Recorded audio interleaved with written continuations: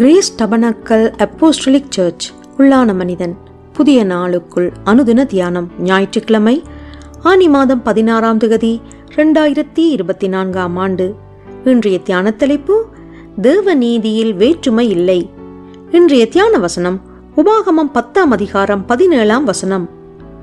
அவர் பட்சபாதம் பண்ணுகிறவரும் அல்ல, பரிதானம் வாங்குகிறவரும் அல்ல. தியானம்.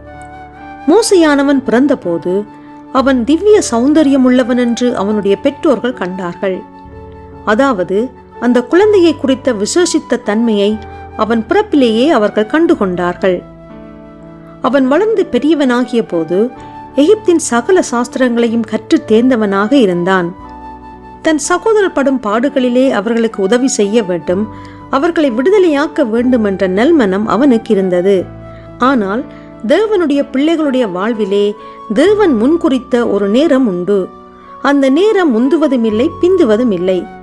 மோசையானவன் அழைப்பை பெற்றவனாக இருந்த போதும் குறித்த காலத்திற்கு முன்னதாகவே காரியங்களை தன் கையிலே எடுத்துக்கொண்டு தன் சகோதரர்களுக்கு நீதி செய்ய வேண்டும் என்று முற்பட்டான்.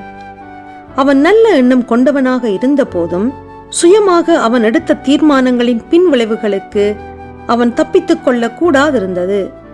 பின்னர் அவன் தேவனாகிய கர்த்தர் தெரிந்து கொண்ட விசேஷித்த பாத்திரமாக திகழ்ந்த போதும் அவன் எப்போதெல்லாம் தேவனுடைய சத்தத்தை கேட்டு அவர் கூறுவதை செய்தானோ, தேவனானவர் அவனோடு இருந்து அவனுடைய காரியங்களை வாய்க்க பண்ணினார், அவனுக்காக வழக்காடினார்.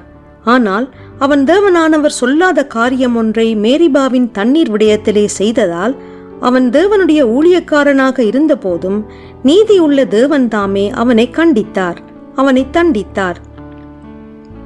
பிரியமான சகோதர சகோதரிகளே, நம்முடைய தேவனாகிய கர்த்தரிடத்தில் பட்சபாதம் இல்லை. விசுவாசிகள் தவறும் போது சிட்சிக்கிறவரும் தன்னுடைய ஊழியர்கள் தவறும் போது பாராமுகமாக இருப்பவரும் அல்ல. இந்த பரம யாத்திரையின் பாதையிலே அவரவருக்கு சில பதவிகள் அல்லது விசேஷித்த அழைப்புகள் கொடுக்கப்பட்டிருக்கலாம். அதனால் அவர்கள் தேவ நீதிக்கு அப்பாற்பட்டவர்கள் அல்ல. எனவே பரம அழைப்பின் மேலான பந்தய பொருளின் மேல் கண்களை பதிய வைத்து அதை நோக்கி ஓடுங்கள். உபத்திரவங்களிலே பொறுமையாயிருங்கள். கீழ்ப்படிதலை கர்த்தரிடமிருந்து கற்றுக்கொள்ளுங்கள். தேவனானவர் எல்லாவற்றையும் அறிந்திருக்கிறார், அவர் நீதிபரர். ஜெபம் செய்வோம். மகத்துவமும் வல்லமையும் பயங்கரமுமான தேவனுமாயிருக்கின்றவரே, நீர் எல்லாவற்றையும் அறிந்திருக்கிறீர் என்று உணர்ந்து நான் பொறுமையோடு என் பொறுப்புகளை நிறைவேற்ற கிருபை செய்வீராக.